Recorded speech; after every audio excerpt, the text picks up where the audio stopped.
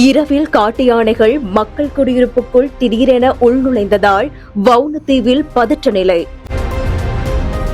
மண்முனை தெற்கு பிரதேச செயலக பிரிவுக்குட்பட்ட வவுணதீவு பகுதியில் காட்டு யானைகள் ஊருக்குள் உட்புகுந்ததால் அப்பகுதி மக்கள் அச்சத்திற்கு உள்ளாகியுள்ளனர். மட்டக்களப்பு மாந்துவில், குறிப்பாக வவுணதீவு, தாண்டியடி, கண்ணங்குடா ஆகிய பகுதிகளுக்குள் இரவு வேளைகளில் காட்டு யானைகள் உட்புகுவதனால் அப்பகுதியில் மிகுந்த பதற்ற நிலை காணப்படுகிறது.